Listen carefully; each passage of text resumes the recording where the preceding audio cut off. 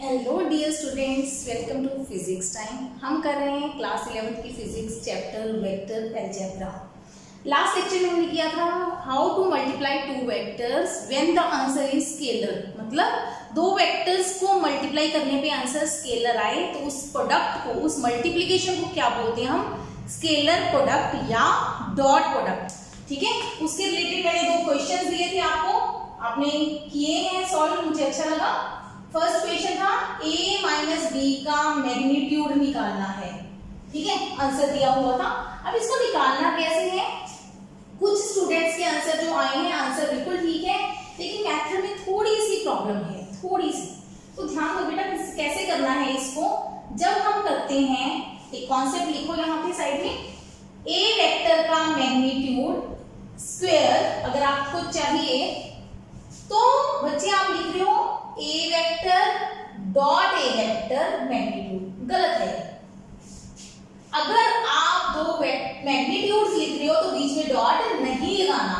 ठीक है, एक्चुअली क्या होगा, a वेक्टर का मैग्नीट्यूड, अगर मैं कहूं a vector dot a vector है मेरे पास, तो क्या होगा वो a vector magnitude cos of angle cos 0 1 होता है, तो a dot a is equal to a vector magnitude square. पहली बात ये समझ आई। मतलब जब आपको मैग्नीट्यूड का स्क्वायर चाहिए तो आप दो वेक्टर्स की मल्टीप्लिकेशन करोगे, दो वेक्टर्स को मल्टीप्लाई करोगे, मैग्नीट्यूड्स को डॉट प्रोडक्ट नहीं लोगे। किसकी मल्टीप्लिकेशन करोगे? डॉट प्रोडक्ट किसकी लोगे? अगर मैं कहूं मैग्नीट्यूड्स की, वो सिंपल मल्टीप्लिकेशन होगी क्योंकि वो नंबर्स हैं, स्केलर्स हैं। लेकिन अगर मैं कहूं वेक्टर्स हैं तो वेक्टर्स की क्या लोगे आप? Dot product.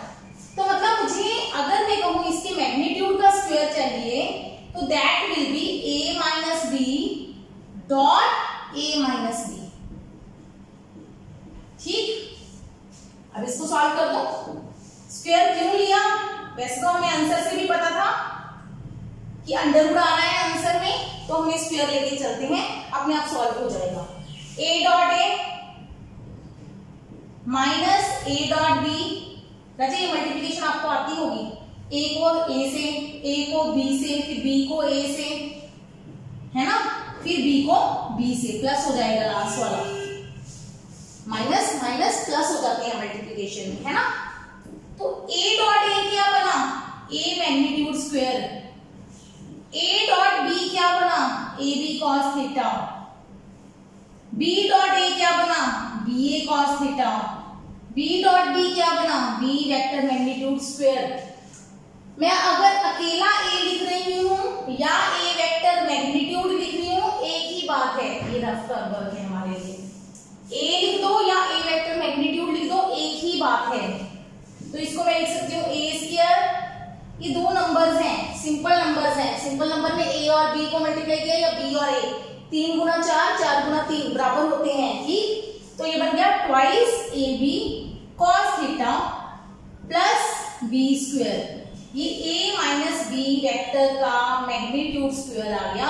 तो a vector minus b vector magnitude is equal to under root of a square plus b square. उल्टा पुल्टा तो इसको तो जैसे मर्जी कर सकते हैं ना, minus 2ab cos theta. Clear हो गया? सेकेंड प्रॉब्लम लेते हैं।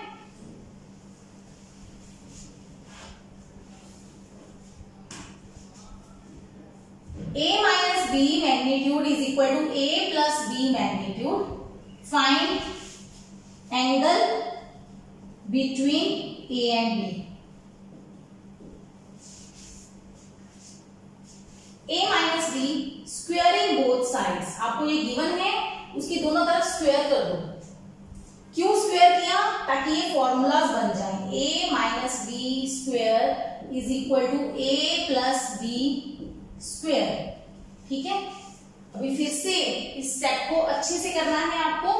आप इसको लिखोगे a minus B dot a minus B is equal to a plus B. अब ये वेक्टर्स है बेटा, ये दोनों साइड अब वेक्टर्स हैं, अब मैग्नीट्यूड नहीं है क्योंकि बीच में डॉट लगा है। डॉट हमेशा वेक्टर्स के बीच में लिखनी है। डॉट या मल्टी क्रॉस का साइन वेक्टर्स के बीच में लगेगा। स्क्वायर के केस में डॉट लगता है, स्क्वायर के केस में डॉट लगता है। तो मल्टीप्लाई कर दो, a डॉट a, ऐसे ही करके दिखाना है आपको step, a dot b, b dot a plus b dot b is equal to, इधर भी देखो, अगर मैं यहाँ पे चाहती मैं शॉर्टकट कर सकती थी क्योंकि हम अभी सॉल्व करके चुके हैं, लेकिन पेपर में तो आपको सोल्यूशन नहीं दिया होगा तो आप पूरा स्टेप्स करोगे। +2 में +1 में अगर आपको फुल मार्क्स लेंगे तो पूरे स्टेप्स करोगे। जब आप कॉम्पिटिटिव दे रहे हो तो आप शॉर्टकट यूज करोगे। शॉर्टकट क्या, कॉम्पिटिटिव के लिए तो ये आंसर आपको याद ही रखना है जो भी आएगा, ठीक है। a dot a cancel, b dot b cancel. अब हमें पता है a डॉट b और b डॉट a बराबर होते हैं, साइड में लिख दो, a dot b is equal to b dot a। Competitive property holds for dot product, तो ये बन गया minus twice a dot b is equal to twice a dot b, इधर भी सेम हो गया, दोनों को एक साइड ले आए, -4 a डॉट b 0 है ना, ये 2 इधर आके -2 हो जाएगा, -2 और -2 -4 हो जाएंगे, तो इसका मतलब a डॉट b 0, इसका मतलब a b cos थीटा 0, तो इसका मतलब इधर a वेक्टर मैग्नीट्यूड 0 a 0 और b 0 और cos थीटा 0। अब a और b बताया होगा, a और b 0 नहीं है, ये क्वेश्चन में गिवन होना चाहिए, a b not equal to 0। अगर a और b 0 हो गए, समझते हैं पहले इस कॉन्सेप्ट को, चलो इस बार अब a b not equal to 0 given है, तो cos थीटा 0 मतलब थीटा कितना हो गया 90 डिग्री, तो इसका मतलब दोनों वेक्टर्स a और b परपेंडिकुलर होंगे, तो इनके जो a और b के डिफरेंस का मैग्नीट्यूड और सम का मैग्नीट्यूड बराबर होगा, ठीक।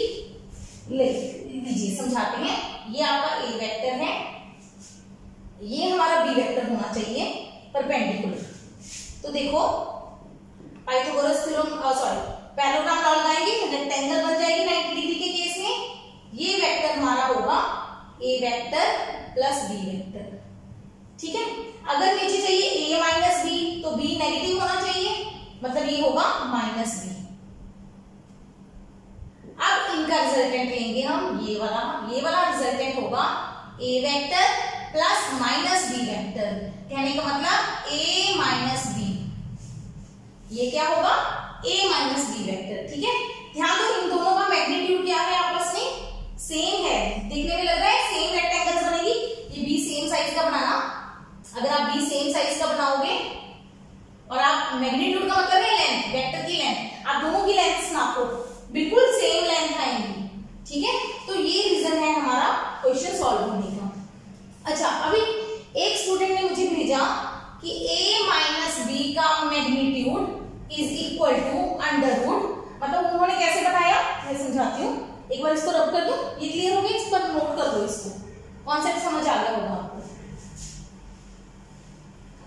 देखो उन्होंने क्या किया, मैं सिर्फ गलती बोर्ड पे इसलिए बता रही हूँ बिना स्टूडेंट के नाम बताए। उन्होंने कहा कि मैंने माना है ये ओरिजिन है, ये a वेक्टर नहीं, उन्होंने माना ये a वेक्टर है, ये b वेक्टर है, तो इधर वाला क्या हो गया -b, बिल्कुल ठीक। इधर मान लिया एंगल थीटा है, तो कहते हैं इधर एंगल हो गया 180 माइनस थीटा, बिल्कुल ठीक, यहां तक ठीक है। उन्होंने a प्लस b का मैग्नीट्यूड निकाला, मतलब रिजल्टेंट का magnitude a square b square plus 2ab cos theta, बिल्कुल ठीक, यहां तक ठीक है। फिर उन्होंने a माइनस b का मैग्नीट्यूड निकाला, क्या आया a square plus b square minus 2ab cos 180 minus theta, ऐसे करके निकाला कुछ उन्होंने। बच्चे ऐसे करते हैं, कोई बड़ी चीज नहीं है, ये मिस्टेक्स होती हैं, आपको ये मिस्टेक नहीं करनी, ध्यान दो क्यों नहीं करनी। देखो बेटा, जब आप एंगल ले रहे हो 180 माइनस थीटा, आंसर उनका भी सेम आ गया अपने चांस। जब आप एंगल ले रहे हो 180 माइनस थीटा, 180 माइनस थीटा किनके बीच में एंगल है, a और माइनस b के बीच में, a और माइनस b के बीच में। हमारे पास जब हम रिजल्टेंट लेते हैं ऐसे ये रिजल्टेंट बनेगा ना a माइनस बी का। जब आप रिजल्टेंट लेते हो, रिजल्टेंट का मतलब होता है सम ऑफ टू वेक्टर्स, दो वेक्टर्स को जोड़ते हो। दो वेक्टर्स को जोड़ते हो तो पहले का स्क्वायर दूसरे का मैग्नीट्यूड का स्क्वायर प्लस होता है यहाँ पे साइन। जब आप एंगल 180 माइनस थीटा ले रहे हो तो यहाँ पे आपको क्या लेना है, प्लस का साइन। जब आप एंगल ले रहे हो थीटा तो यहाँ पे क्या लेना है, माइनस का साइन, जो हमने अभी सॉल्व किया। ठीक है, ध्यान दो, हमारा a माइनस पिछला क्वेश्चन था जो a माइनस बी का मैग्नीट्यूड, वो आंसर आया था a square plus B square minus 2ab cos theta. ये हम सब्ट्रैक्शन में कर चुके थे ऑलरेडी, ध्यान दिया। अगर यहाँ पे नेगेटिव आया तो एंगल क्या लिया है हमने, a और b का एंगल। एंगल किसके बीच में लेना है फिर, a और b के बीच में। अगर आप a और माइनस b का एंगल ले रहे हो 180 माइनस थीटा, मतलब आप इसको भूल रहे हो, तो एंगल आपके पास ये है जो भी है 120 डिग्री व्हाटएवर जो भी एंगल है, तो आप यहाँ पे कौन सा साइन यूज करोगे, प्लस का साइन। ये गलती नहीं करनी। अगर आप एंगल a और माइनस बी का ले रहे हो तो यहाँ पे प्लस लोगे। अगर एंगल a और b का ले रहे हो, a और b का, तो बीच में माइनस लोगे। इसी से आपका क्वेश्चन अदरवाइज गलत हो जाएगा। ठीक है, लॉजिक समझ आ गया, हो जाएगा। अब गलती तो नहीं करोगे दोबारा। चलो इसको नोट कर लो भी, ये जो स्टेप है कैसे करना है, ये रफ वर्क के लिए, अदरवाइज ये प्रॉपर मेथड है। ठीक है, जिन्होंने ऐसे किया है बिल्कुल सही आएगा, बस गलती ये नहीं करनी। अगर थीटा लोगे तो माइनस लगाओगे माइनस वाले क्वेश्चन में, अगर 180 माइनस थीटा लोगे तो प्लस लगाओगे। एक्चुअली क्या होता है, जो cos 180 माइनस थीटा है वो माइनस cos थीटा होता है, क्योंकि सेकंड क्वाड्रेंट बनता है आफ्टर स्कूल टू कॉलेज। वो वाला रूल दोबारा आ जाओ उसके, after sign to college, after school मतलब साइन 180 माइनस इस क्वाड्रेंट में आएगा, 180 में से कुछ माइनस कर रहे हैं। सेकंड क्वाड्रेंट में साइन पॉजिटिव होता है, कॉस हमारा नेगेटिव होता है, तो नेगेटिव आंसर है। ठीक, समझ आ गई। चलो इसको नोट कर लो एक बार। अभी एक और चीज बतानी थी आपको कि मैंने कहा a और b जीरो नहीं है, क्यों, मतलब ये कंडीशन जरूरी है, क्योंकि अगर a जीरो हुआ, by chance a zero vector हुआ, तो मेरे पास क्या बचेगा, माइनस b का मैग्नीट्यूड और b का मैग्नीट्यूड। वो तो हमें वैसे ही पता है, दोनों साइड मैंने a का जीरो पुट कर दिया, तो माइनस b का मैग्नीट्यूड मतलब इसकी लेंथ और इसकी लेंथ बराबर ही होती है हमेशा, तो ये कंडीशन एंगल नहीं निकाल देगी। जो जीरो वेक्टर के लिए तो एंगल निकल ही नहीं सकता ना कभी भी। ठीक है ना, अगर a जीरो हुआ तो भी मैग्नीट्यूड बराबर है, अगर b जीरो हुआ तो दोनों साइड क्या बचा, a का मैग्नीट्यूड और a का मैग्नीट्यूड, हो तो वैसे ही बराबर है, वो तो सेम ही नंबर है। समझ आ गई। ठीक है, क्लियर हुआ। तो इसलिए कंडीशन बताई जाती है कि a और b जीरो नहीं होनी चाहिए। तो ये थी डॉट प्रोडक्ट से रिलेटेड दो प्रॉब्लम्स जो मैंने आपको लास्ट लेक्चर में दी थी।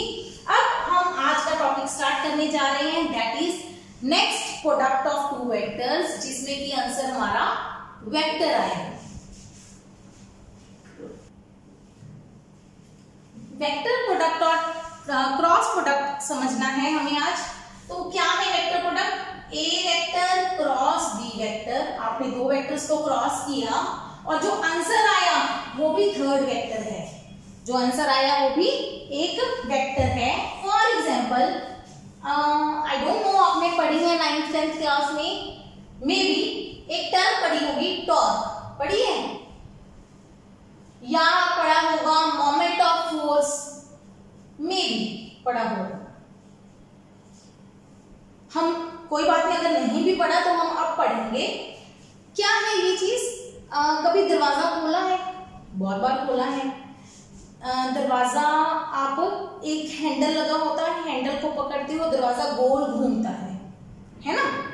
गोल जब घूमता है इस चीज को बोलते हैं हम रोटेशन। आपने क्या लगाया, फोर्स, आपने फोर्स लगा के खींचा, ठीक है, लेकिन वो सीधा बाहर आने की बजाय ड्रॉर है, अगर आप खोलते हो तो ड्रॉर बाहर आ जाता है, लेकिन दरवाजे को जब खोलते हो तो वो गोल घूमता है। तो गोल घूमने को बोलते हैं हम rotational effect of force. Rotational effect का ही नाम है एक तरह से टॉर्क। ठीक है, तो टॉर्क जो होता है इसका ऐसे सिंबल होता है, टी नहीं होता, ऐसे से घुमा के से बनाया जाता है, ऐसे करके इस सिंबल का नाम भी टॉ है, टॉ से बना है टॉर्क। टॉर्क का फॉर्मूला होता है R क्रॉस F।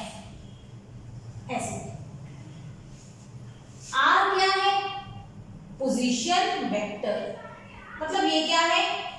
एक तरह से आप कह सकते हैं displacement. Displacement vector, position vector क्या होता है? ये ओरिजिन है आपका, ओरिजिन मतलब जहां से आप मेजर करना स्टार्ट करते हो, और यहाँ पे इस पॉइंट पे आप फोर्स लगा रहे हो। दरवाजा है ना, ये दरवाजा है मेरे पास, मैं इस जगह पे फोर्स लगा रही हूँ, दरवाजा नहीं है ना, ऐसे समझ लो। ये यहाँ पे बांधा हुआ है पेन, ये बांधा हुआ है, ये फिक्स है, ये एज फिक्स है, ये वाला फिक्स है। अब मैंने यहाँ पे फोर्स लगाई, देखो क्या हुआ, ऐसे खींचा मैंने इसको, ये ऐसे गोल घुमा। इसी इफेक्ट को हम रोटेशनल इफेक्ट बोलते हैं, टॉर्क बोलते हैं। तो ये मैंने फोर्स लगाई, ठीक है, और ये जो डिस्टेंस है इसको बोलते हैं हम आर्क वेक्टर। मतलब ये भी वेक्टर है, ये भी वेक्टर है, फोर्स भी वेक्टर है, हमें पता ही है, और ये भी वेक्टर है, इसकी भी डायरेक्शन होती है। तो दो वेक्टर्स को मल्टीप्लाई करने पे जब आंसर वेक्टर आता है तो हम उस प्रोडक्ट को क्या बोलते हैं? Vector product. और क्योंकि बीच में साइन अब चेंज करना पड़ेगा, डॉट हम ऑलरेडी यूज कर चुके हैं, तो दूसरा सिंबल कौन सा यूज करते हैं फिर हम?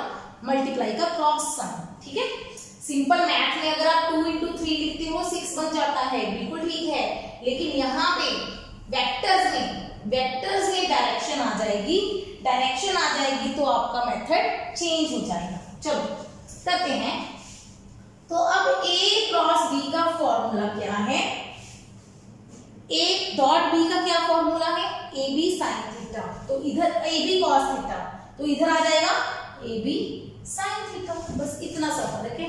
नई डेफिनेशन बन गई कि A cross B is equal to AB sine theta. क्या ये मैंने ठीक लिखा? नहीं, छोटी सी गड़बड़ कर दी, गड़बड़ नहीं की, एक्चुअली बताने के लिए। अगर मैं कोई वेक्टर लिख रही हूं तो वेक्टर में दो चीजें आएंगी। कौन कौन सी दो चीजें आएंगी? एक मैग्नीट्यूड और एक डायरेक्शन। एक मैग्नीट्यूड और एक डायरेक्शन। डायरेक्शन के लिए हम क्या यूज करते हैं? यूनिट वेक्टर, याद है ना? मैग्नीट्यूड के लिए सिंपल हम सी लिख देंगे हम, या सी वेक्टर का मैग्नीट्यूड लिख देंगे, ठीक है, एक ही बात है। और डायरेक्शन के लिए हम क्या यूज करेंगे? Unit vector. नॉर्मली बुक में आपको ये मैग्नीट्यूड है राजी, और साथ में लगाओगे यूनिट वेक्टर। नॉर्मली बुक में आपको सी की बजाय एन लिखा मिलेगा, N cap is a unit vector. अब यूनिट वेक्टर है तो इसकी डायरेक्शन भी होगी, वो हम पढ़ते हैं अभी। एक और चीज नोट करो, ये क्या है? मैग्नीट्यूड। मैग्नीट्यूड का मतलब ये एक नंबर है, ये एक नंबर है, ये एक वेक्टर है, चाहे यूनिट वेक्टर है, वेक्टर तो है। नंबर मतलब स्केलर और वेक्टर के बीच में कोई निशान नहीं लगाना। बार बार बता रही हूं, अगर आपके पास एक नंबर है m, एक वेक्टर है a, बीच में कोई साइन नहीं लगाना। ज्यादा से ज्यादा अगर प्रॉब्लम आती है तो ब्रैकेट लगा दो, और कुछ नहीं लगाना। तभी मैंने यहाँ पे ब्रैकेट लगा दी। ना ब्रैकेट लगाओगे तो भी चलेगा, कोई दिक्कत नहीं है, क्योंकि मल्टीप्लाई है। एडिशन होता तो ब्रैकेट जरूरी हो जाती है ना। समझ आ रहा है? तो अब डेफिनेशन लिख लेते हैं जल्दी से। डेफिनेशन क्या होगी? Cross product of two vectors is defined as a vector whose, मतलब जब दो वेक्टर्स की क्रॉस प्रोडक्ट की तो आपको एक और वेक्टर मिला, is a vector defined as a vector whose magnitude is, जो नया वेक्टर आया उसका मैग्नीट्यूड क्या है? मैग्नीट्यूड इज, यहां पे लाइन लगा देते हैं, magnitude is equal to product of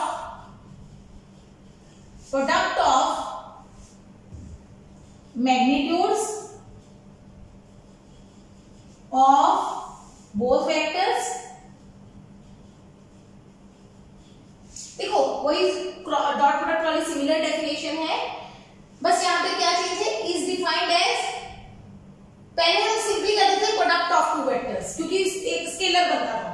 अब क्या है? Is defined as a vector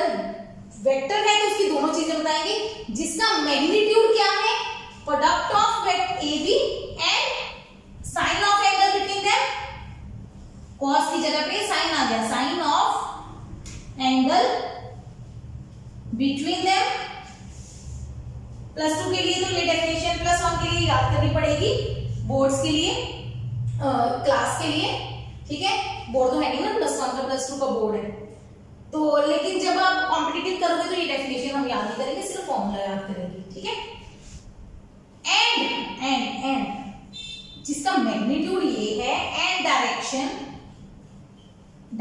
क्या है, अब ये एंड कैप की डायरेक्शन क्या होगी, अब ये एक बार यहां से याद करो, इसी पे हमारा आज का लेक्चर सबसे ज्यादा टाइम लेगा। And direction is perpendicular to both vectors, and direction is perpendicular to both vectors. आप यहां तक भी छोड़ सकते हो, डायरेक्शन दोनों वेक्टर्स के परपेंडिकुलर होगी। ब्रैकेट में लिख रही हूं, ये चीज याद रखनी है तो कर लो, नहीं तो छोड़ देना।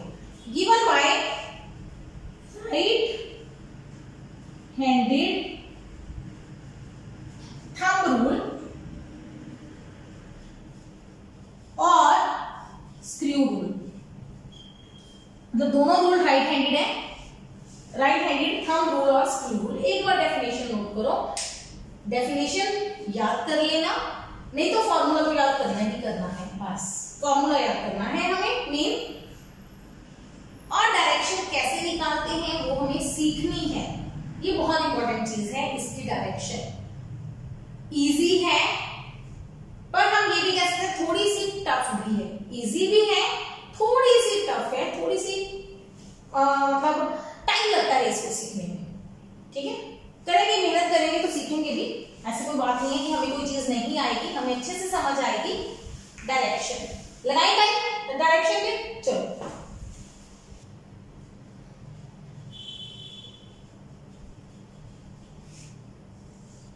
पहले सीखते हैं right handed thumb rule, RH लिखूंगी राइट हैंड को, right hand side, right handed thumb rule. Thumb rule right handed का क्या है, आपका दाहिना हाथ है सबके पास, ऑब्वियसली है। मेरे पास दो वेक्टर्स हैं A और B, इसको ऐसे समझेंगे क्योंकि 3 वेक्टर चाहिए, 3 वेक्टर को ड्रॉ करने के लिए मुझे क्या करना पड़ेगा, ऐसे, या आप ये समझो ये पेपर है मेरे पास, मतलब ये बेसिकली ये चीज है, ये वाला मेरा पेपर, ये पेपर है। इस पेपर पर मैंने 2 वेक्टर्स रख दिए ऐसे कुछ, एंगल कितना है उनके बीच में, थीटा, मतलब 90 डिग्री नहीं है दोनों वेक्टर्स। ये A वेक्टर है मेरा और ये B वेक्टर है, किसी भी एंगल पे ऐसे रख दिए, देखिए ऐसे ऐसे पड़े हैं 2 वेक्टर्स, ऐसे, समझ रहे हो, ऐसे इमेजिन करो। आई डोंट नो यहाँ पे आपको प्रॉपर विजिबल होगा कि नहीं, ये ऐसे नहीं है, ये ऐसे है, ठीक है, कुछ समझ आ रहा है। ये मैंने 2 वेक्टर्स बना लिए, A वेक्टर और ये बना लिया मैंने B वेक्टर। अब समझ रहे हो, B टेढ़ा नहीं है, मतलब इस प्लेन में है, ऐसे ऐसे रखे हुए हैं दोनों, ये जो पेज है, ये मेरा पेपर ऐसे खड़ा है, ठीक है। अब देखो, ये मेरे 2 वेक्टर्स हैं A और B, इधर से आते हैं, ये A और B है, ये A है, ये B है, ये ऐसे रखे हुए हैं, ऐसे की बजाय ऐसे हैं, ठीक है। आपने क्या करना है, आपका राइट हैंड है, फ्री होना चाहिए, दोनों वेक्टर्स की टेल से टेल जोड़नी है, पहले टेल ज्वाइन करनी है आपस में। आपको अपना राइट हैंड ऐसे खड़ा करना है कि वो जो आपकी फिंगर्स हैं वो A की तरफ जाए, फिंगर्स किसकी तरफ जाए, A की तरफ जा रही है। पहले वेक्टर्स टेल से टेल जुड़े होने चाहिए, कंडीशन है ताकि एंगल उनके बीच में आप नोट कर सको। जब एंगल बन गया तब आपने A की तरफ, मतलब ये जो आपका थंब वाली लाइन है ना, ऐसे समझो, ये हमारी थंब वाली लाइन है, ये वाला पार्ट, ये ऊपर वेक्टर्स के ऊपर खड़ा करना है, पहले वेक्टर के ऊपर परपेंडिकुलर, ताकि जो आपका थंब वाला लाइन है वो टेल वाले पॉइंट पे आए, आ गई। फिर B की तरफ हाथ को घुमाओ, B की तरफ, थंब किस तरफ है, ऊपर की तरफ, ऐसे यहां पे बनाते हैं। पहले आपने A की तरफ रखा हाथ, B की तरफ घुमाया, मुट्ठी बंद हो गई, मुट्ठी बंद होनी चाहिए। तो जिस डायरेक्शन में आपका थंब जा रहा है वो हमारे किसकी डायरेक्शन है, एन कैप की, मतलब किसकी डायरेक्शन है, ए क्रॉस बी की। ए क्रॉस बी की डायरेक्शन कौन सी होगी, राइट हैंड थंब रूल से ए की तरफ हाथ रखा, बी की तरफ घुमाया, थंब ऊपर जा रहा है तो ए क्रॉस बी ऊपर है। समझ आया? ठीक है। Rotate fingers of right hand from first vector to second vector। Very important, आपको ए से बी जाना है, बी से ए नहीं जाना, उल्टा नहीं जाना। अगर ए क्रॉस बी चाहिए तो पहले से दूसरी की तरफ, मतलब ए से बी की तरफ जाओगे। The direction of thumb gives, direction of thumb gives क्या देती है हमें, direction of A cross B. ठीक है, रूल समझ आया? हमने क्या करना है, ऐसे समझाती हूं, यहां से देखो, ये मेरा ए वेक्टर है, ये बी वेक्टर है। आप कहोगे ए की तरफ रखा, फिर बी की तरफ घूम रहे हो, नहीं घूमना मेरा हाथ, गलत है ये। आपको ये ए और बी है, ये ए है, ये बी है, आपको हाथ ऐसे रखना है ए और बी के परपेंडिकुलर। मतलब ऐसे समझ लो, आप ए और बी को एक पेपर में रख लो, पेपर के ऊपर अपना हाथ खड़ा कर लो, खड़ा करना है हाथ, और ये जो लाइन है आपके हाथ की, ये वाली लाइन, थंब वाली लाइन, ये वाली थंब वाली लाइन, इधर से आती हूँ, ये थंब वाली लाइन टेल पे होनी चाहिए, और जो फिंगर्स हैं वो ए की तरफ होनी चाहिए। ध्यान दो, दोबारा से बनाते हैं। क्या किया मैंने, ये ए है, ये बी है, इसके ऊपर खड़ा किया हाथ को, मतलब ये जो लाइन है वो ए की तरफ कर लो, ऐसे कर लो, ये जो हाथ का पार्ट है ना आपका, ए की तरफ कर लो, कर लिया। थंब ए से बी की तरफ घुमा, मुट्ठी बंद हुई है, तो थंब है जो वो आपको ए क्रॉस बी की डायरेक्शन देगा। मतलब अगर मैं बोर्ड पे ऐसे ना बना के, पेपर ना बना के ऐसे समझाऊं, ये ए वेक्टर है, अब ये बी वेक्टर है, मतलब ये मेरी एक्स एक्सिस है, इधर मेरी वाई एक्सिस है, तो ए क्रॉस बी क्या होगा, जेड की तरफ होगा, ए और बी, ए क्रॉस बी, मतलब A cross B is perpendicular to plane of A vector and B vector. मतलब ए और बी अगर मेरे एक्स और वाई में है, एक्स और वाई में, मतलब एक्सिस जरूरी नहीं है एक एक्स की तरफ एक वाई की तरफ, कैसे भी हो, एक्स और वाई पूरा प्लेन है बोर्ड का, ए और बी कहीं भी बना लो, ए और बी एक्स वाई प्लेन में, तो जो ए क्रॉस बी है वो जेड एक्सिस की तरफ होगा, जेड एक्सिस, जिस तरफ जेड बनेगी, ठीक है ना। ए और बी एक्स वाई में कहीं भी ले लो, तो जो हमारा ए क्रॉस बी है वो जेड की तरफ होगा, ठीक है। अच्छा, इसी क्वेश्चन को थोड़ा सा और बनाते हैं, इसी चीज को। मान लो मेरे पास ये बी है, ये ए है, अब मुझे कहा कि ए क्रॉस बी पता करो। ऊपर वाला पार्ट छोड़ दूं, इसको मिटा देते हैं, दोनों में कंफ्यूजन रहेगी। ये मेरी एक्स एक्सिस है, ये मेरी वाई एक्सिस है। मैंने बोला जो ए क्रॉस बी है वो जेड की तरफ होगा, चेक करें, करते हैं। अब आपने क्या करना है, अपनी फिंगर्स को ए की तरफ रखना है, टेल है, टेल पे आपने थंब रखना है और फिंगर्स को ए की तरफ रखना है, बी की तरफ घूमे। क्या घूम पा रहे हो, मुट्ठी बंद हो रही है बी की तरफ, नहीं हो रही, मुट्ठी बंद हुई बी की तरफ, नहीं हुई, तो ये आपने गलत रखा है, इसका मतलब गलत नहीं, हमेशा हर कोई ऐसे करेगा। तो हम एक काम करते हैं, मैं आपके हाथ को ऐसे कर देती हूँ, क्या अब मेरी फिंगर्स ए की तरफ जा रही हैं, बिल्कुल जा रही हैं। अब बी की तरफ मुट्ठी बंद हो रही है, मुट्ठी बंद हुई, तो ये जो थंब अंदर की तरफ जा रहा है, अंदर की तरफ कौन सी एक्सिस होगी, एक्स वाई, बाहर की तरफ कौन सी होती है, जेड, बाहर की तरफ जेड, तो अंदर की तरफ कौन होगा, माइनस जेड। तो ए क्रॉस बी इस केस में is towards negative Z axis. समझ आ गई? ये सिर्फ समझाने के लिए डायग्राम, मतलब ए क्रॉस बी, ए और बी के परपेंडिकुलर होगा, लेकिन वो ऊपर भी जा सकता है, नीचे भी जा सकता है। पहले वाले डायग्राम में चलते हैं। ये है मेरे पास, ये मेरे पास बी ले लिया मैंने, ये ए ले लिया। अब अगर मैं, अब ए मेरा, ये मेरा बी पार्ट है, ये ए है, ठीक है। अब मैं ये पार्ट ऐसे नहीं रखना, हाथ को ऐसे नहीं रखना। कैसे रखना है? जिस तरफ ए जा रहा है आपकी फिंगर्स बाहर की तरफ होनी चाहिए, ए की तरफ। ये ए की तरफ है। अब मैं ए से बी नहीं घुमा पा रही हूँ, उल्टा कर लो हाथ। अब ए की तरफ है फिंगर्स, बी की तरफ मुट्ठी बंद हो रही है, बी की तरफ गए, नीचे जा रहा है, तो ए क्रॉस बी क्या हो जाएगा? इस केस में ए क्रॉस बी क्या बन जाएगा? डाउनवर्ड। आइडिया हो गया? कुछ आइडिया हुआ डायरेक्शन का? ये है हमारा राइट हैंड थंब रूल। अब कुछ स्टूडेंट्स को ये थंब रूल मुश्किल लगता है, हाथ को कैसे रखना है कैसे नहीं। तो आपने स्क्रू यूज किया है कभी?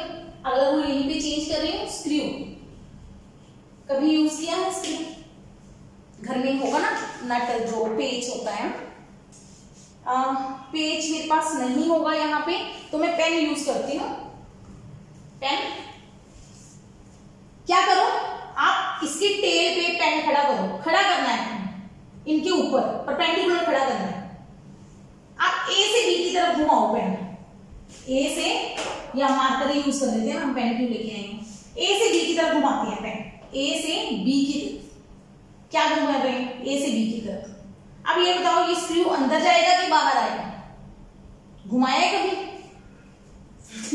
पता नहीं, कभी कई बच्चों ने घुमाया नहीं होता। जब मैं 11th में नहीं आया थी, मैंने कभी नहीं घुमाया था स्क्रू, मुझे पता ही नहीं था कैसे घूमता है, जरूरत नहीं पड़ी थी।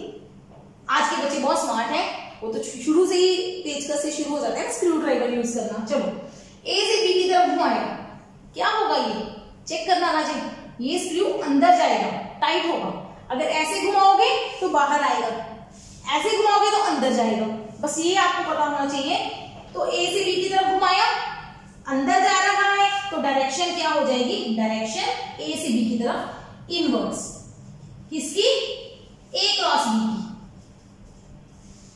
अगर मैं कह दूं बी क्रॉस ए निकालो, तो मतलब बी से ए की तरफ घुमाओ स्क्रू को, बी से ए की तरफ, तो स्क्रू बाहर आ रहा है, direction outward B cross A. अगर मुझे ए क्रॉस बी चाहिए तो अंदर की तरफ, बी क्रॉस ए चाहिए तो बाहर की तरफ। लॉजिक समझ आ गया? तो ये है स्क्रू रूल, लिखने की जरूरत नहीं है, सिंपल है। Rotate from A to B, लिख लेते हैं। चलो, rotate screw from A to B,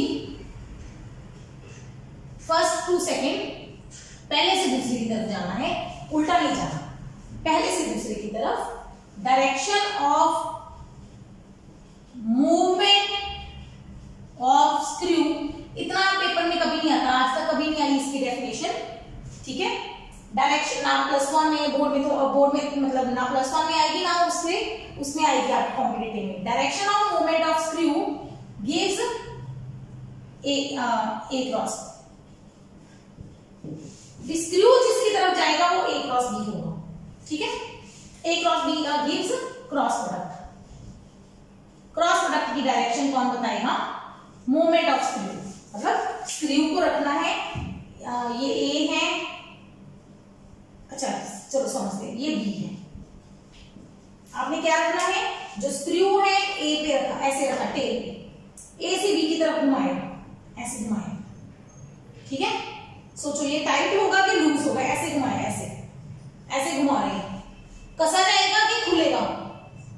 ऐसा करने पे खुलता है, ऐसा करने पे खुलता है। ऐसे घुमाओ स्क्रू को, इमेजिन करो स्क्रू को घुमा रहे हो, खुलेगा। ऐसे करोगे तो टाइट होगा, टाइट होगा मतलब अंदर जाएगा। नेल लगाइए कभी दीवार पे, ऐसे लगा के देखो, यहाँ पे स्क्रू रखा, ऐसे घुमाया, कसा जाएगा, ऐसे घुमाओगे खुलेगा, ठीक है।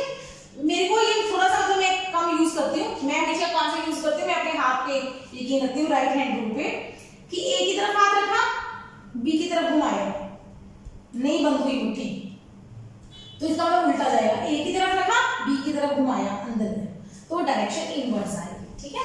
आपको जो रूल इजी लगे वो आप याद करो, ठीक। ध्यान देना, ये रूल इतना ज्यादा इंपॉर्टेंट है, ये वेक्टर्स +2 में भी यही यूज होंगे। Right hand thumb rule, right hand screw rule, हमेशा ही ये चलते जाएंगे। इवन +2 के फर्स्ट चैप्टर में ये स्टार्ट हो जाएगा क्रॉस प्रोडक्ट का कॉन्सेप्ट, ठीक है। टॉर्क यूज करेंगे वहां पे क्वेश्चंस में, तो वहां पे आपको इसकी जरूरत पड़ेगी, ठीक हो गया, क्लियर। अच्छा अभी मैंने यहाँ पे लिखा A क्रॉस B की डायरेक्शन, अगर मुझे B क्रॉस A चाहिए तो क्या होगा बेटा, वो B A साइन थीटा, ये तो सेम ही आएगा, ये तो सेम है मैग्नीट्यूड, A भी लिख दिया, B A लिख दिया, कोई प्रॉब्लम नहीं है। अब n क्या है, अभी यहां से मुझे पता चला कि A क्रॉस B अंदर है, B क्रॉस A बाहर है, B क्रॉस A बाहर है, तो इसका मतलब यूनिट वेक्टर में क्या फर्क पड़ेगा, जो अंदर और बाहर का यूनिट वेक्टर है वो ऑपोजिट साइन के होंगे। देखो यूनिट वेक्टर है, मैग्नीट्यूड सेम रहेगा, मान ही रहेगा, लेकिन डायरेक्शन ऑपोजिट हो जाएगी। तो यहां से हमें क्लियर हुआ कि A cross B minus B cross A के बराबर है। यहीं से शुरू हो गई प्रॉपर्टीज, यहीं से शुरू हो गई प्रॉपर्टीज। A क्रॉस B और B क्रॉस A अब बराबर नहीं है, जबकि हम करके चुके थे A dot B was equal to B dot A, ये था, ये सही था। अब हमने किया A cross B not equal to B cross A, A और B का क्रॉस और B और A का क्रॉस बराबर नहीं है, समझ आ गया first property. Second property A cross B cross C, पहली प्रॉपर्टी का नाम क्या था, commutative property. Commutative property cross product में होल्ड नहीं होती। दूसरी प्रॉपर्टी एसोसिएटिव प्रॉपर्टी, डॉट में क्या था, A dot B dot C, vectors लगा लेना, A dot B dot C क्या बराबर आए थे, नहीं आए थे, नहीं थे बराबर, क्योंकि ये डिफाइन ही नहीं थे। इधर भी ये दोनों आपस में बराबर नहीं होते हैं। इसका प्रूफ हम करेंगे A B C की डिफरेंट वैल्यूज लेके। Third property, if two vectors are parallel, अगर दो वेक्टर्स पैरेलल हो तो थीटा कितना होगा, 0 डिग्री। साइन थीटा क्या होगा, साइन 0। तो A क्रॉस B क्या आएगा अपने पास, A B sine theta n cap, मतलब ये 0 हो गया सारा number, 0 into n cap. 0 number को किसी वेक्टर से मल्टीप्लाई करेंगे तो वो बनेगा 0 वेक्टर।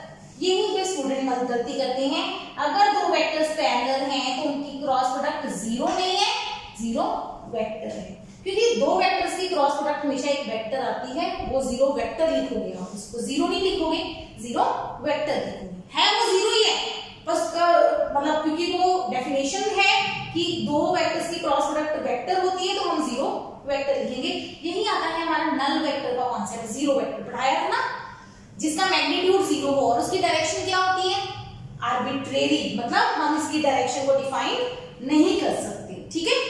अच्छा यहीं पे एक और केस कर देते हैं साथ ही, थर्ड प्रॉपर्टी में, अगर दो वेक्टर्स एंटी पैरेलल हो तो क्या होगा, कोई बात नहीं, तो थीटा 180 हो जाएगा। साइन 180 कितना होता है, 0, साइन 0 भी 0 होता है, 180 माइनस 0 मतलब 0 ही होता है, तब भी हमारा A क्रॉस B क्या आएगा, 0 वेक्टर।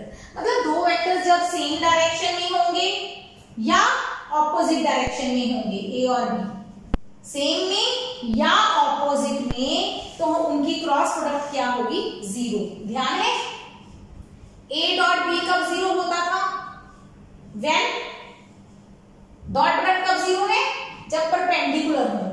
क्रॉस प्रोडक्ट कब 0 है, जब पैरेलल या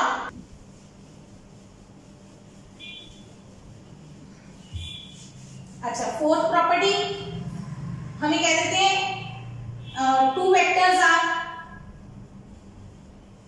परपेंडिकुलर, अगर दो वेक्टर्स परपेंडिकुलर हो तो थीटा कितना हो जाएगा, 90 डिग्री, ठीक है।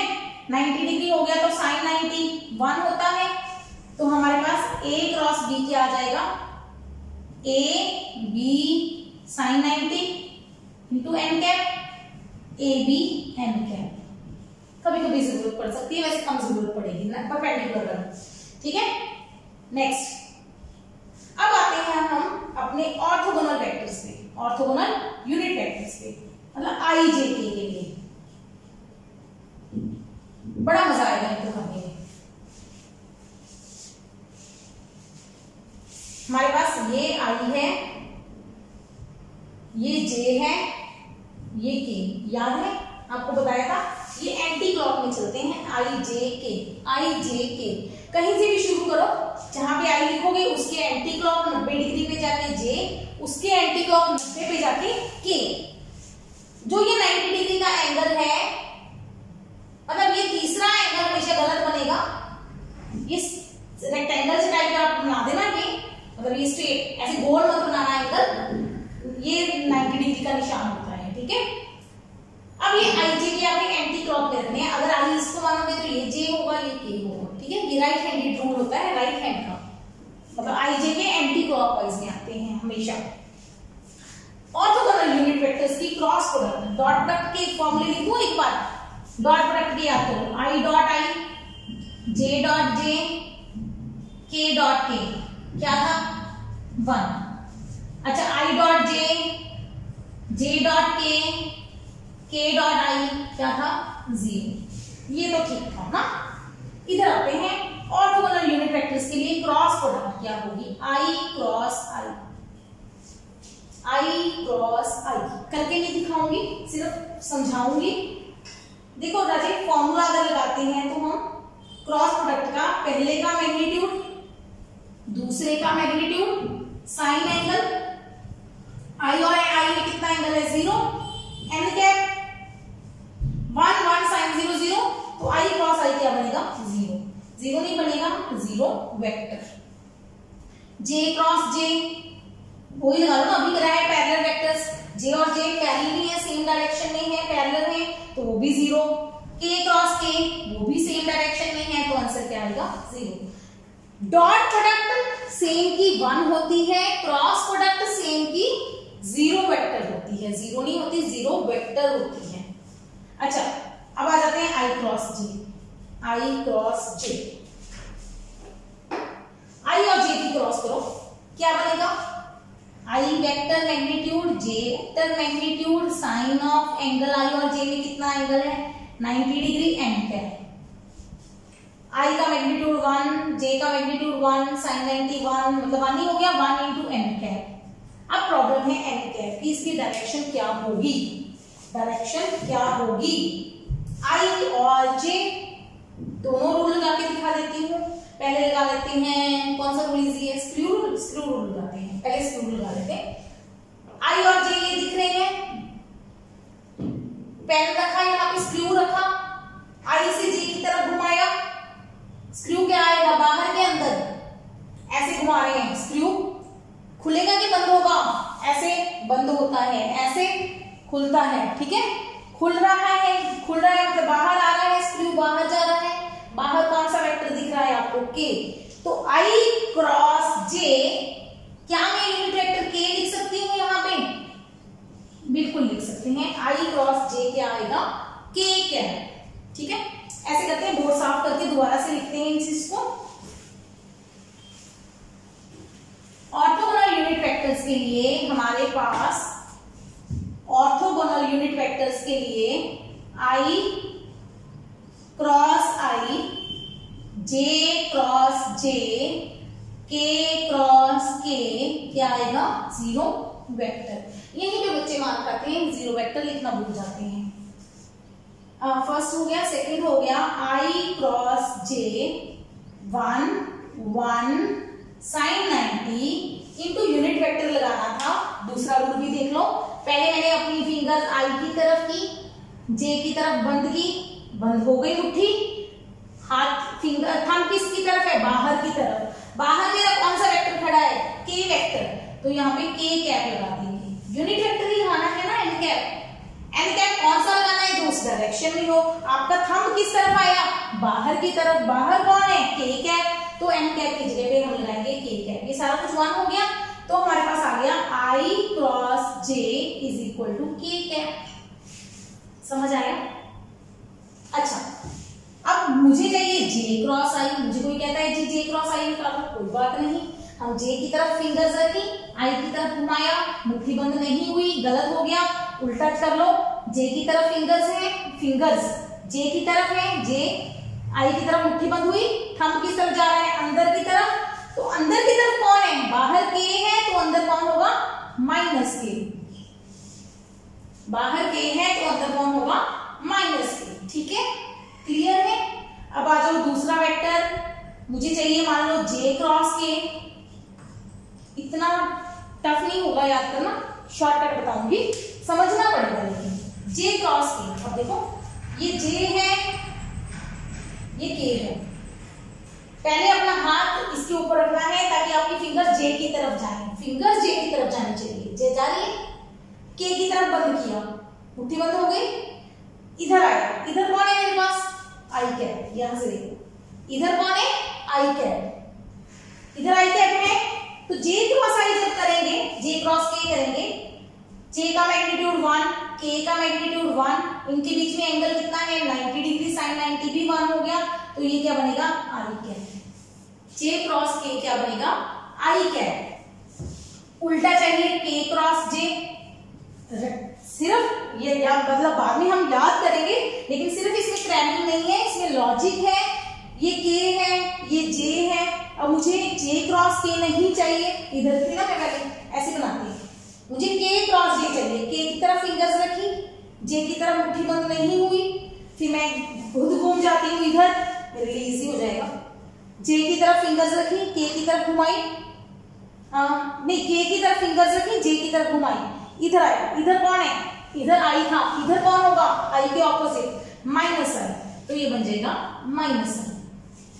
तीसरा बच गया, के क्रॉस आई, निकाल लेना खुद से, जे आएगा। आई क्रॉस के होगा तो माइनस जे आएगा।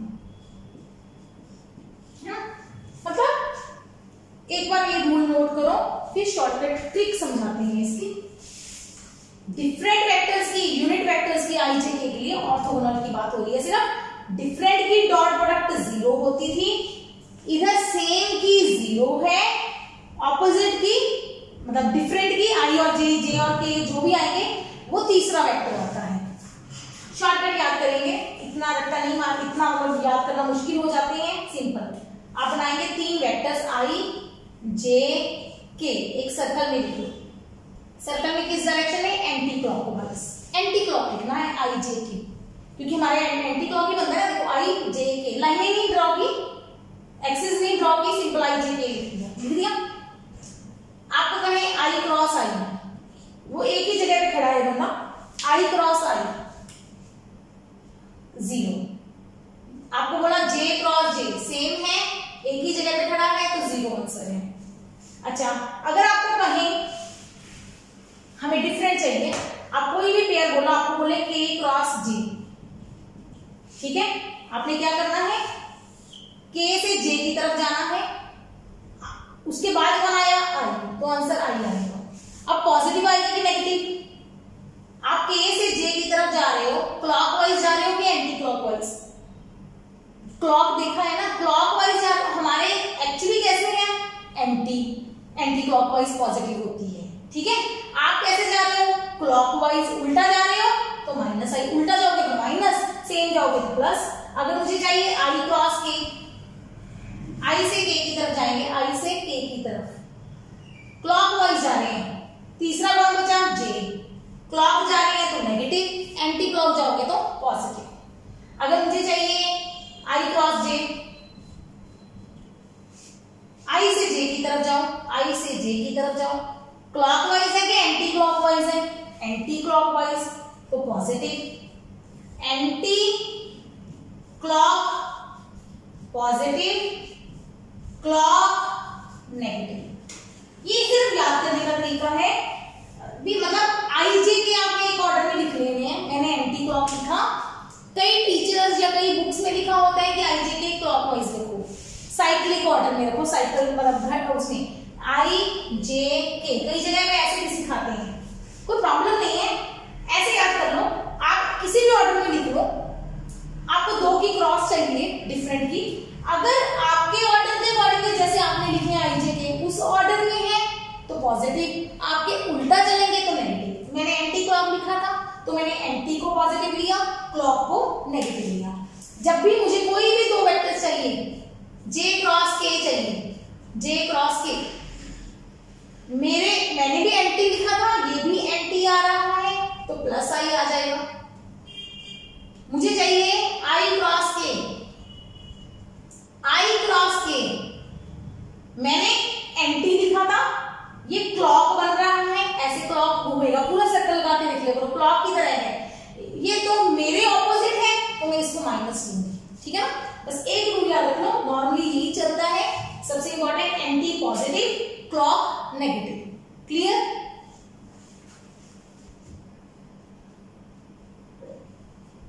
अच्छा, एक चीज और, अगर मुझे कह दें कि ए क्रॉस बी का मैग्नीट्यूड चाहिए तो वो कितना होगा? तो ए क्रॉस बी वेक्टर है, वेक्टर का ये क्या है, इतना पार्ट क्या है इसका मैग्नीट्यूड, क्योंकि एन कैप बचा, एन कैप यूनिट वेक्टर है, उसका मैग्नीट्यूड 1 होगा। ए क्रॉस बी का magnitude A B sine theta, ठीक है। एक सिंपल सा न्यूमेरिकल, ए वेक्टर मैग्नीट्यूड आपको दिया है 5, बी वेक्टर मैग्नीट्यूड दिया है आपको 10 और ए क्रॉस बी मैग्नीट्यूड आपको दिया है 25, ठीक है। फाइंड थीटा, सिंपल यही मेथड लग जाएगा, यहीं पे लगा दो। 25 is equal to 5 into 10 into sine theta. ध्यान देना, मैंने ये क्रॉस लगा दिया नहीं, अब मैं आदत छोड़ूंगी, मैं कहीं भी क्रॉस नहीं यूज करूंगी जब वेक्टर्स ना हो। ये सारे नंबर्स हैं, नंबर्स हैं तो हम क्या लिखेंगे, 25 is equal to 5 into 10 into sine theta. तो 5 5 10, 25, 5 2 10, मतलब ये कर लेना। साइन थीटा क्या बनेगा, 25/50, बिना कैंसिल किए, 5 10 25, तो साइन थीटा कितना आया, हाफ, तो थीटा कितना आया, हाफ पे 30 डिग्री, ठीक है। एक और चीज बता दूं, कई बार ना ये एमसीक्यूज आ जाते हैं, ऑप्शन दी हुई है 30 डिग्री, 60 डिग्री, 90 डिग्री, 150 डिग्री, हमने जल्दी जल्दी में आंसर निकाला 30 डिग्री सही है ना। एक और चीज, साइन में प्रॉब्लम आती है, कॉस में प्रॉब्लम नहीं आती। अगर साइन थीटा साइन अल्फा के बराबर हो, अगर साइन थीटा साइन अल्फा के बराबर हो तो थीटा अल्फा भी होता है और पाई माइनस अल्फा भी होता है। थीटा अल्फा और पाई माइनस अल्फा दोनों होते हैं अगर साइन थीटा साइन अल्फा के बराबर हो। मतलब मैंने क्या किया, अब मेरे पास sine theta is equal to half आया, हाफ को मैंने लिख लिया साइन 30, तो जो मेरा थीटा है वो अल्फा भी होगा और 180 माइनस अल्फा भी होगा। दो आंसर आएंगे, 30 और 150, दो ऑप्शन सही है। एमसीक्यूज की दो ऑप्शंस करेक्ट हैं इस पर्टिकुलर क्वेश्चन में। पर्टिकुलर नहीं, अगर साइन थीटा के जितने भी क्वेश्चन आएंगे उसमें दो ऑप्शंस बनेगी। एमसीक्यू है तो आप दोनों ऑप्शन चेक करो। हाँ, अगर +1 की बात कर रहे हो तो आपको 1 का भी मार्क्स मिल जाएंगे, ठीक है, मार्क्स मिल जाएंगे आपको। लेकिन एमसीक्यू में आपका क्वेश्चन गलत हो जाएगा। जब आप जेईई वगैरह की तैयारी करते हो तो उसमें कई बार क्या होता है, क्वेश्चंस की जितनी ऑप्शंस करेक्ट है आपको सारी चूज करनी होती है। कई बार क्या होता है कि मतलब एक की बजाय मल्टी आंसर्स होते हैं, आपको वो आंसर बताने होते हैं, ठीक है। अगर आप एक आंसर चूज करते हो तो आपका क्वेश्चन ये गलत हो जाएगा, नेगेटिव मार्किंग हो जाएगी, तो आपको दोनों ऑप्शन सिलेक्ट करनी पड़ती हैं, ठीक। सिर्फ ये साइन के केस में आएगा, कॉस और टेन के केस में ये प्रॉब्लम नहीं आती। ये तो हो गया हमारा बिल्कुल सिंपल सा न्यूमेरिकल जिसमें हम निकाल रहे थे cross product, angle between two vectors. Angle हम डॉट प्रोडक्ट से भी निकाल सकते थे और क्रॉस से भी निकाल सकते हैं, क्वेश्चन पे डिपेंड करता है कि क्या दिया है आपको। बस लास्ट आज का करने जा रहे हैं न्यूमेरिकल्स, हम नेक्स्ट लेक्चर में लेंगे डिटेल न्यूमेरिकल कि आपको अगर एक वेक्टर ए दिया है a1i a2j, ये एग्जांपल लेते हैं। आपको ए वेक्टर दिया है 3i + 2j - 5k, B vector दिया है i + 2j + k, ऐसे कुछ। आपको कहा है a डॉट बी निकालो, तो लास्ट लेक्चर था, रिवाइज करवा रही हूँ। क्या करते थे आप? 3 गुना 1 प्लस 2 गुना 2, आई को आई से, जे को जे से, के को के से मल्टीप्लाई, -5 को 1 से, 3 प्लस 4 माइनस 5, आंसर आ गया -1, और नहीं 7 माइनस 5, आंसर आ गया, है ना। ये डॉट प्रोडक्ट हो गई। अब कह रहे हैं जी ए क्रॉस बी निकालना, तो इसका भी तो ट्रिक होगा। तो ये मत कर देना 3 को 1 से आई जे के लगा दो, मतलब कई स्टूडेंट क्या करते हैं 3 को इससे किया, 2 और 2 को किया 4j, 5 और 1 को किया -5kg, आंसर आ गया, गलत। अब 2 वेक्टर्स की क्रॉस प्रोडक्ट सीखते हैं और यहीं पे लेक्चर खत्म करेंगे। कैसे? वैसे तो पूरा डिटेल मेथड है कि आप पहले 3 को सबसे मल्टीप्लाई करो, फिर 2 को, फिर 5 को, ठीक है, -5 को सबसे मल्टीप्लाई किया, फिर i क्रॉस i 0 हो गया, j cross j 0, k cross k 0, i cross j आएगा तो वो k क्या पुट करोगे। बहुत लेंथी मेथड है, इतना लेंथी हमारे पास टाइम नहीं है, हम शॉर्टकट ही सीखेंगे। करके देख लेना, यही आंसर जो मैं यहाँ पे सिखाऊंगी मेथड, वही आपका आंसर अलग अलग करने से भी आएगा, करने की जरूरत नहीं है। क्रॉस प्रोडक्ट कैसे निकालते हैं? आपको इन दोनों की क्रॉस निकालनी है, तो ये 2 लाइंस लगाई है मैंने। मैथ वाले स्टूडेंट शायद अब तक मैट्रिसेस एंड डिटर्मिनेंट चैप्टर कर चुके होंगे, मैथ में कर लिया है तो ठीक है, नहीं किया तो यहाँ पे सीख लो। मैं आपको मैथ नहीं सिखाऊंगी, यहाँ पे सिर्फ फिजिक्स में जितना चाहिए वो सिखाऊंगी। दोनों में कॉमन कौन है? आई जे के होते हैं, वेक्टर्स आई जे के होते हैं, तो आई जे के ऊपर लिख दो, सबसे पहले चिपका दो। अब ए क्रॉस बी चाहिए आपको, पहले ए के नंबर लिखो। ए के नंबर कौन है? 3 2 -5, 3 2 -5, इसी ऑर्डर में, आई जे के की ऑर्डर में। फिर बी के चिपका दो, 1, आई वाला 1 है, जे वाला 2, के वाला 1। माइनस प्लस नहीं भूलना, माइनस प्लस साथ ही लगेंगे, जहां पे माइनस है वो माइनस यहाँ पे चिपकाना है, ठीक। अब क्या करना है आपको? आई कैप ब्रैकेट छोड़ दो, आई पॉजिटिव लेना है, जे नेगेटिव लेना है, के पॉजिटिव लेना है। कई सिखाते हैं जे को पॉजिटिव लेके, वो भी गलत नहीं है, वो भी ठीक है, लेकिन मतलब सबका अपना अपना तरीका है। मैथ्स में जब आप करोगे, आप फर्स्ट को पॉजिटिव, सेकंड को नेगेटिव, थर्ड को पॉजिटिव ही लोगे। तो मैं वही रूल बता रही हूँ, first positive, second negative, third positive, ठीक है। तो क्या करना है आपको? अब आई की ब्रैकेट छोड़ी है मैंने, ब्रैकेट छोड़ी है मतलब आई, इसको बोलते हैं कॉलम, कॉलम्स, इसको बोलते हैं रोज, लाइंस, रोज, रो और कॉलम। ये है कॉलम, ये है रो। जब आपने आई चूज किया है तो आई का कॉलम और आई की रो को छुपा लो, छुपा लो। क्या दिख रहा है आपको? आई के साथ, आई के लिए आपको क्या दिख रहा है? बचा क्या क्या है? उस कॉलम को छुपा लिया, रो तो छोड़ ही देनी है ना आई जे के, तो क्या बचा बेटा? 2 -5 2 1, ये 4 चीजें बची आई के लिए। तो गुना करनी है, पहले ऊपर से नीचे, फिर नीचे से ऊपर, पहले ऊपर से नीचे, फिर नीचे से ऊपर, मतलब गुना करो। 2 × 1 2 माइनस, इन दोनों को मल्टीप्लाई करेंगे -10, ये डिटर्मिनेंट सीखो।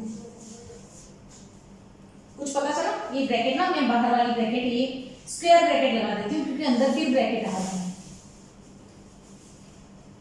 रिपीट करेंगे बार बार, पता चल जाएगा। क्या करना है? आई वाला कॉलम छुपा लिया, जो आपको नंबर दिख रहे हैं वो लिख लिए, 2 -5 2 1, 2 -5 2 1, जो 4 नंबर दिखे पहले इनको गुना, 2 × 1 2, ऊपर से नीचे, फिर नीचे से ऊपर, 2 × -5 -10, दोनों के बीच में माइनस साइन लगाना है। जे का सीखो, जे की मल्टीप्लिकेशन, जे का कॉलम छुपा लो, जे का कॉलम छुपाया, क्या दिखा? कॉलम छुपाया, क्या दिखा? 3 -5 1 1, ये दिखा मुझे। कैसे करना है? दिस माइनस दिस, पहले नीचे 3 × 1 3 माइनस 1 × -5 -5, ये मल्टीप्लिकेशन में ध्यान रखना, मैथ है थोड़ा सा, ठीक है। के लिए सीखते हैं, इस कॉलम को छुपाया, क्या दिखा के लिए, जो दिख रहा है वो लिख लो एक बार लिखना पड़ेगा, बाद में नहीं, हर बार नहीं। 3 2 1 2, पहले इनको गुना 6 माइनस इन दोनों को गुना 1 और 2 की मल्टीप्लिकेशन 2। ये समझ आया? क्या लिखा हमने, आई जे के कॉलम्स को छुपा के जो जो दिख रहा था आई के लिए लिख दिया, जे के लिए लिख दिया, के लिए लिख दिया। पेपर में शॉर्टकट करेंगे, इतना लिखेंगे नहीं ये सब। आई के लिए ये छुपाया, सिंपल। 2 × 1 2 minus 10, 2 minus 10। जे के लिए 3 × 1 3 माइनस 5, इसको छुपाया 3 माइनस 5। के लिए इसको छुपाया 3 2 6 माइनस 2, ठीक। इसको साफ किया, ये आंसर क्या बना, 2 + 10 - j, 3 + 5 + k, 6 - 2 4, 10 और 2 12, 12i cap minus 8j cap plus 4k cap. Dot product से थोड़ा सा डिफिकल्ट है, थोड़ा सा, क्योंकि डिटर्मिनेंट निकालने में आपको अभी सीखने में टाइम लगेगा जिन्होंने पहले डिटर्मिनेंट नहीं किया होगा। जिनको डिटर्मिनेंट आता है उनके लिए तो बिल्कुल इजी स्टेप है, ठीक। एक और एग्जांपल से समझा देती हूँ, थोड़ी सी फिर प्रैक्टिस आप खुद करना इसकी। नोट कर लिया ना, नहीं किया तो वीडियो में बैठ जाओ और नोट कर लो इस स्टेप को, ठीक है। हम ए और ए बी सी चेंज कर देते हैं, आई + j - k - i, 2i - 3j + k, ठीक है। कोई भी वैल्यूज ले सकते हैं। तो हमने क्या करना है, a क्रॉस b चाहिए मुझे। अच्छा, उल्टा करें, b क्रॉस a निकालें, चलो a क्रॉस b ही निकाल देती हूँ। क्या करते हैं, a क्रॉस b चाहिए तो a पहले लिखेंगे -1 1 -1, फिर b क्रॉस b चाहिए 2 -3 1, तो a क्रॉस b निकालो, i bracket -j bracket plus k bracket, पहला स्टेप। i के लिए इसको छोड़ा, इसको छुपाया, इधर मल्टीप्लाई देखो, शॉर्टकट करूंगी, 1 × 1 1 माइनस 1, पहले नीचे 1 माइनस, इन दोनों की मल्टीप्लाई क्या बनेगी, -3 और -1 की 3 बनेगी, 1 - 3 आंसर, ब्रैकेट, ठीक। जे के लिए इसको छुपाएंगे, पहले नीचे जाएंगे, ऊपर से नीचे जाएंगे, -1 × 1 -1 माइनस इन दोनों की मल्टीप्लाई -2। जब 2 माइनस आ जाए ब्रैकेट डालना नहीं भूलना, ब्रैकेट हर जगह पे डाल सकते हो, जहां पे बीच में 2 माइनस आ गए तो ब्रैकेट जरूरी है। के लिए इसको छुपाएंगे, पहले ऊपर से नीचे दोनों को मल्टीप्लाई करेंगे, -3 माइनस इन दोनों की मल्टीप्लाई 2, बस आंसर आ गया। 1 - 3 -2i, ये देखो ये क्या बनेगा, -1 + 2 1 बनेगा, बाहर माइनस है तो मतलब -j बनेगा प्लस k बनेगा, ये आ गया मेरा a क्रॉस b। अभी लास्ट ये भी बता दूं, b क्रॉस a निकाले, जरा b क्रॉस a निकालते हैं। आई जे के, b की वैल्यू 2 - 3 1 -1 1 -1 है ना, ये b क्रॉस a निकालती हूँ। आंसर चेक करेंगे, खुद भी करके देखना, i -j plus k। i के लिए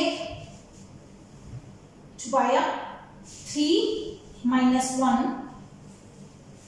j के लिए -2 -1, k के लिए 2 - 3, 2i कैप, ये बन गया -2 + 1 -1 माइनस बाहर पड़ा है, प्लस j -k। चेक कर लेना, दोनों में कंपेयर करो। अगर मैं देखूं तो क्या a cross b minus b cross a के बराबर है कि नहीं है? क्या ए और बी की मल्टीप्लीकेशन इसका नेगेटिव नहीं है?